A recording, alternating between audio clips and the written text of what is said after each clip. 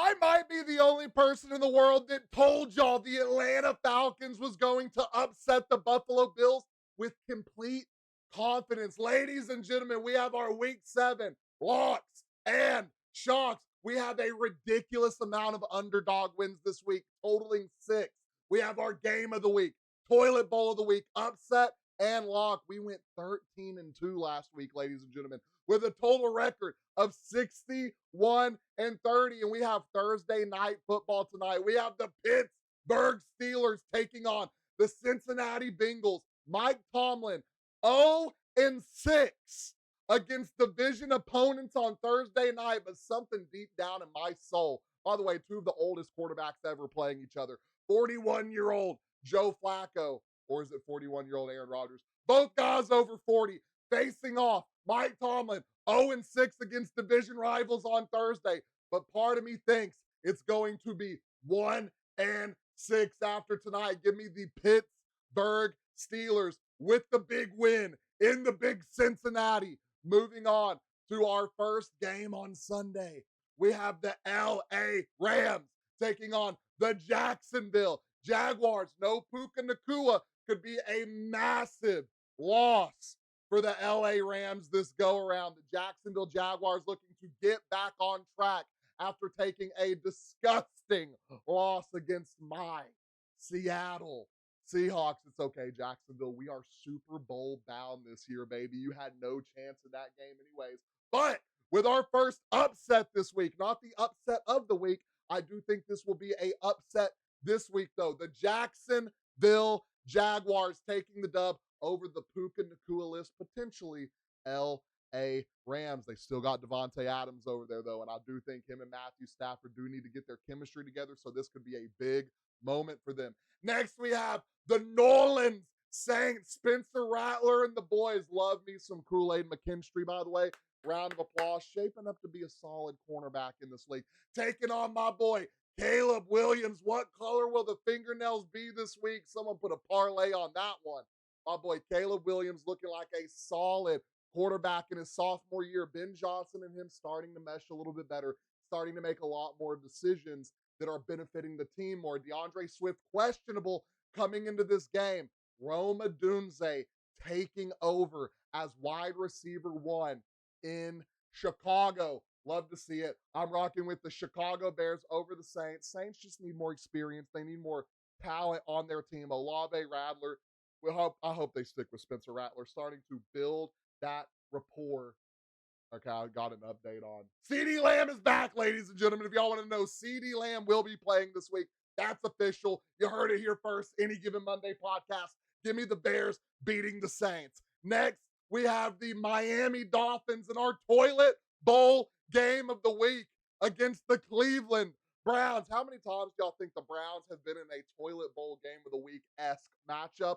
Both teams 1-5 going into this week. I think the Cleveland Browns are going to come out with the win. The defense, one of the best defenses in the league on paper. The offense, starting to get it together with Dylan Gabriel. He has to learn how to get the ball down there and score touchdowns. He's moving the ball perfectly, not really turning the ball over. Taking on the Miami Dolphins, who are just crumbling from the top. Rumor has it, Devon Achane is on the board for trade. And my Seattle Seahawks are talking about jumping on that offer.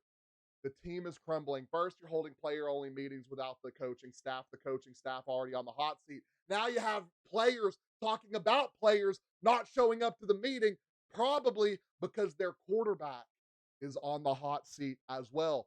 Things are not going good in Miami for the Miami Dolphins. It is another tank season. Give me the Cleveland Browns with the rookie, Dylan Gabriel, getting his first win in our toilet bowl game of the week. Next, we head on down to Kansas City, where the Las Vegas Raiders, potential quarterback change looming. Could Aiden O'Connell, who is allegedly the kryptonite of the Kansas City Chiefs, he was one missed snap away from being 2-1 against this Chiefs organization, taking on the Kansas City Chiefs, who is champion level talent. Patrick Mahomes, Travis Kelce, Taylor Swift, the whole crew will be here in Kansas City. This is our lock of the week, ladies and gentlemen. Give me the Chiefs with the win over the Raiders. Mad Max Crosby could have a day, though. We'll see how that goes.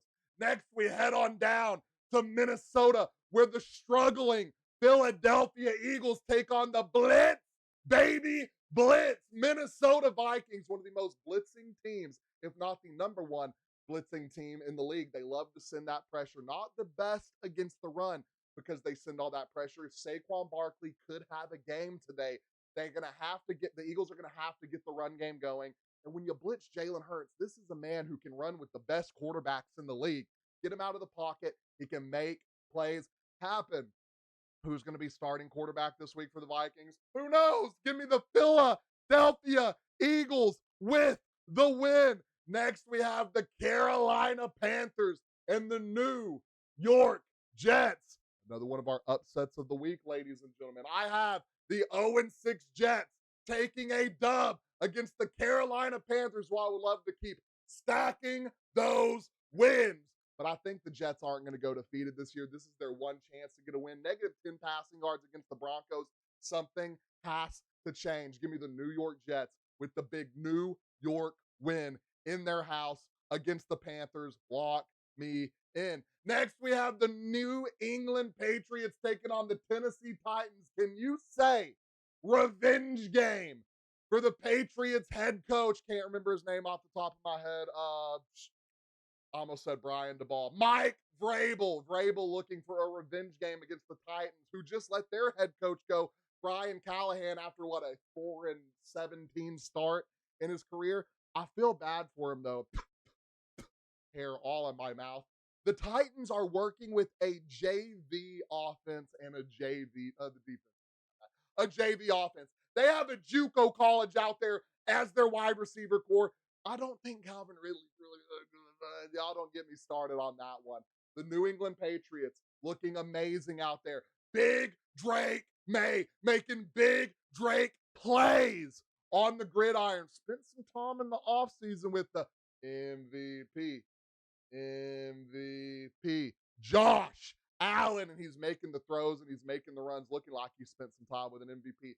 The Patriots defense undefeated since Christensen Gonzalez has returned, one of the premier cornerbacks in the league. Give me the New England Patriots with the big New England win in Tennessee. Next, we have the New York Giants taking on the Denver Ponies. Denver, one of the best defenses in the league, but the offense is absolutely horrendous. Can't score to save their life. 7th rushing defense, solid. Bottom half in the league in passing and scoring, not looking good. But when I tell you that defense is getting 9, 10, 11 pressures, 11 sacks on the quarterback a game, 20 to 30 pressures a game, it's absolutely ridiculous. Taking on the New York Giants. Cam Scatterbo, Jackson, Dart, 2 guys. I feel like the Giants are turning into a team everybody loves to watch. And could I see an upset? Absolutely. Do I think there will be an upset? Absolutely not. First time in Mile High for the rookies. Give me the Denver Ponies with the win in the Mile High Stadium.